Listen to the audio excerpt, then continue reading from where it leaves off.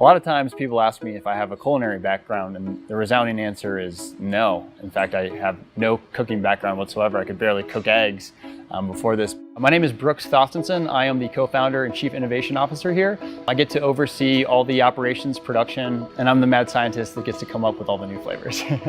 Ultimately, in the beginning, we came up with the idea to basically focus first and foremost on taste. And we knew that nobody else was. Everyone else was focused on a certain set of nutritional content or whatever. We really wanted to offer people both the physical reward of high quality ingredients with the psychological reward of amazing taste. We didn't really care much about what people thought of us, quite frankly. At the time, we were night janitors. We just kind of, threw all caution to the wind and said, let's do what feels right. Let's come out with a product that we would actually enjoy. So our first bar that we came up with was the chocolate butterscotch. It was actually based on a family dessert that was totally crap. It was horrible ingredients. And we basically wanted to take that same idea. We wanted to keep the taste and the texture, but we wanted to actually make it healthy.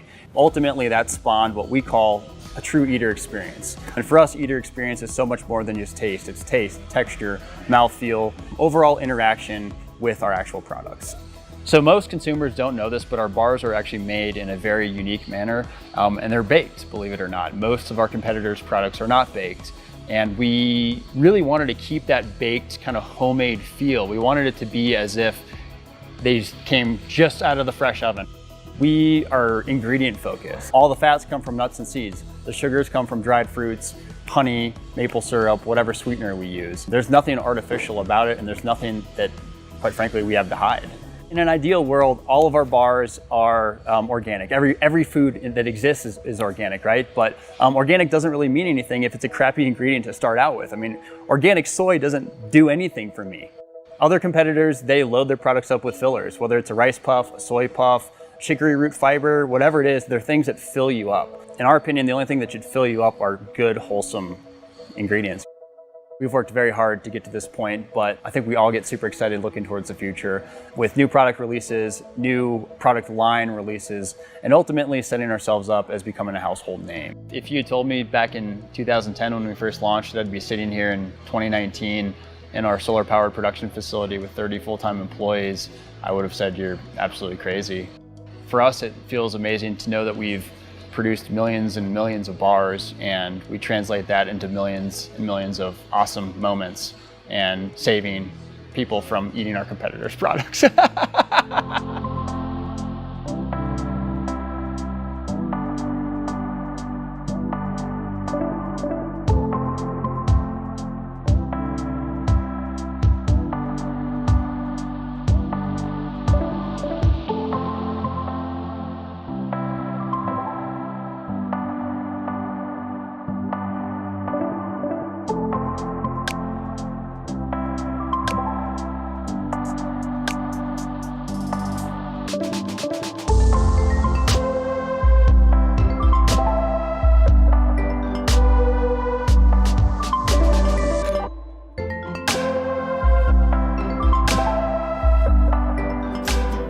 Bobo's got started in my home kitchen 15 years ago by my daughter, Bobo. She opened up a cookbook and started making these gooey oat treats with corn syrup and butter and refined sugars. And I was a single mom and realized that I needed to get a job. So I started tweaking the recipe and wrapped these in saran wrap and brought them to coffee shops and local grocery stores and decided to ask them to sell them. They're vegan, they're gluten-free, so I was just sort of riding the crest of that wave, and I got a foothold in Boulder and realized that if I can do it here, I could do it somewhere else. I got on an airplane, went to California, went to Texas, got into distribution, and then 15 years later, here we are nationally distributed, and we're a national brand. Probably the single best decision I've made with this business was continuing to bake ourselves. The Bobos are hand-baked. And in the beginning, I had a lot of advisors telling me to hire a co-packer and have them made in a factory. And I insisted constantly, no, I'm gonna keep throwing more people at it, and we're just gonna continue baking ourselves. Probably the biggest mistake I remember making was waiting too long to hire a bookkeeper. It's not my skill set, and I was doing my books on Word document in the beginning. I didn't know the cost of my ingredients. I didn't know if I was making any money, so I probably spent a lot of time spinning my wheels. At Bobo's, we feel very strongly about giving back to the community. One organization that we've partnered with lately is There With Care, which is a great nonprofit organization that gives to families in medical crisis. When I started Bobo's, I had one employee myself, and I gradually added one, and then maybe another one years later. And then now, fast forward 15 years later, we've got, about 200 employees total, and that includes about 160 bakers daily.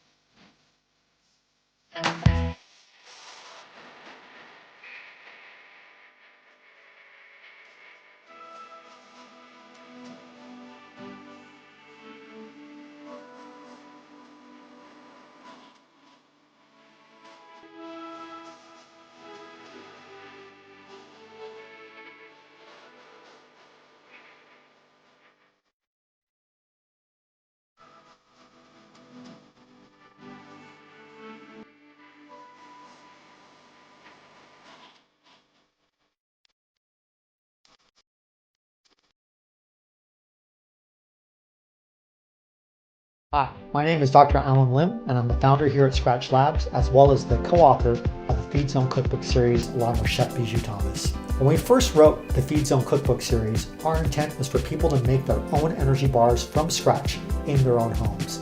But so many people complained to us that they simply didn't have the time and asked if we would make an energy bar for them. So we did. The result is our Anytime Energy Bar. Essentially, we start with a simple nut butter base, and then to that we add whole grains, nuts, and real fruit, along with a little bit of coconut nectar. What's missing from these bars are any of the tongue-twisting chemical ingredients that just aren't necessary, whether it be artificial sweeteners, coloring agents, protein isolates, or whatever other weird things go in energy bars. The result is a really simple, super delicious, easy to chew and eat energy bar that you can have anytime that you're hungry. So eat when you're hungry, don't eat when you're not, repeat if necessary. Calling all nuts. Let's do good in the world and stay on the up and up and up. Let's use common sense ingredients to make uncommonly just right foods. Real nuts. Conflict-free chocolate. You know, real stuff that feels great to stuff in your face no matter who or where you are. Let's be delicious, naturally. Let's do better, simply. Let's keep curiosity cool. Let's show smooth and crunchy, there's a new grind in town. And let's show some respect to people and the planet, never forgetting to laugh along the way. Let's collect friends like rocks, make ourselves a really sweet rock collection. And let's treasure each like it's our favorite. Let's make damn good foods. Let's make jokes, make weird faces, and work as hard as we play. And let's have each other's backs because real friends stick together. After all, you can't make nut butter with just one nut. And honestly, we wouldn't want to try.